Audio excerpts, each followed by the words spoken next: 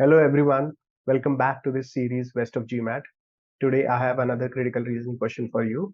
So before we dive into it together, please give it a try. All right. Now assuming that you have tried this question, let's see what we have here. Which of the following, if true, all right, that means all of these answer choices I'm supposed to consider as true. Okay. Which of the following, if true, would best explain the opposition of small business groups to the proposed legislation? Okay, so there is some proposal, some new law, small businesses are opposing it, and we have to explain why they are opposing. Okay, so let's see the situation. Small business groups are lobbying to defeat proposed federal legislation that would substantially raise the federal minimum wage. Okay, the minimum wage is going up. Somehow small businesses don't like it. They are opposing that. This opposition is surprising. Okay, now this is interesting. So author didn't expect that to happen. Why? Because the legislation they would oppose for the first time exempt all small businesses from paying any minimum wage. Okay, so what is actually happening here in the argument? So there is government raising minimum wage. All right, small businesses don't have to follow the new. They don't have to pay more. Okay, which is a good thing for them, right? But still, they are opposing the raise. Okay, and that is what raises the question why, and that's precisely what the question is asking us to do. Explain why the small businesses are opposing the raise. Now think about it. If you're opposed something, that means you don't want that thing to happen. That's probably because that thing is going to hurt you, right?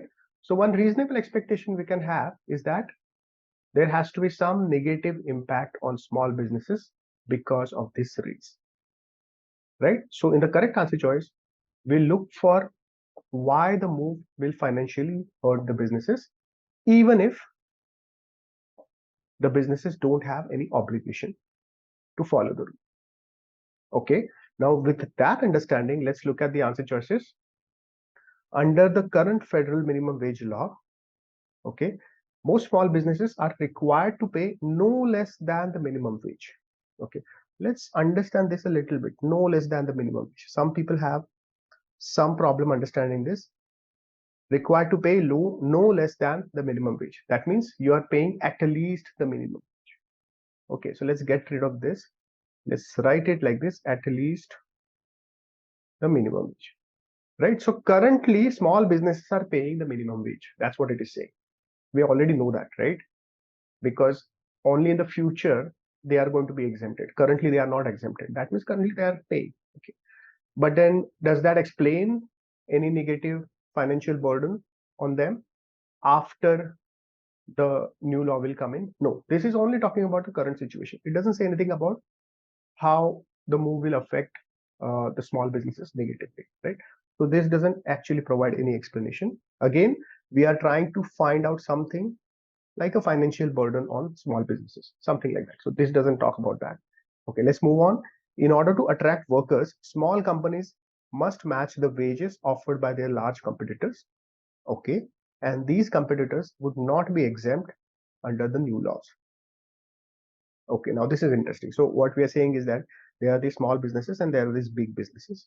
Now, big businesses currently, let's say the minimum wage is 10 and it becomes 15 later on. The big businesses would now have to pay $15, right? It is fine if the small businesses pay only $10. Okay? But what this information is saying is that big businesses are not exempt, so they have to pay 15, right? And the small guys also must match that wage. That means small guys, even if they are not required to pay $15, they have to pay $15 because the market dynamics are such that they have to match the wages of the larger guys. Okay, so if that is the case, that explains some financial burden on the small business. It's not a legal burden, it's not a legal mandate, right? But it's a financial burden. So that explains. Let's keep this on hold. Okay. Let's carry on with the other answer choices. The exact number of companies that are currently required to pay no less than the minimum wage. Okay. Again, similar term here. A also we saw no less than the minimum wage. Basically, that means at least the minimum wage. Okay. So exact number of companies that currently pay at least the minimum wage, but that would be exempt under proposed law is unknown. Okay, let's split this a little bit so that we process it better. Exact number of certain types of companies is unknown. What type of companies? Companies that are currently paying minimum wage, but tomorrow they don't have to pay minimum wage because they will be exempt. What kind of companies are those? Those are obviously small business companies, right? Currently they are paying minimum wage. Tomorrow they don't have to. Basically, what answer choice C is saying is that the exact number of small businesses or small business companies is not known. Okay, is that the reason why they are opposing? Okay, now this is funny, right? So answer choice C actually means that, okay, the small businesses are opposing this move because no one knows how many small businesses there are. Okay, that first of all, it doesn't make, it's a little comical, doesn't make logical sense, right? Also, a better way to look at it would be that it doesn't talk about any financial burden, right? So this is out. Okay, see, in a lot of answer choices you have multiple ways of looking at it, right? Some of them play a pivotal role in reasoning, some of them are not so crucial for reasoning, but yeah, it helps if you sort of reason every answer choice in different through different lenses. Okay, now answer choice D, some states have their own minimum wages, in some cases quite a bit above the minimum wage in the current federal law for certain industries. Okay, so the argument basically talks about the federal minimum wage, which basically means nationwide. What answer choice D is saying is that some states in some industries have minimum wage that is even higher. Okay, but answer choice D doesn't say anything about small businesses. We don't know whether this information is applicable to small businesses, big businesses. We don't know. Okay, somewhere in some state, in some industries, the wage is higher. Okay, but how are the small businesses affected because of this, right? uh, how are they financially hurt? That information we don't have, so this doesn't explain, this is out.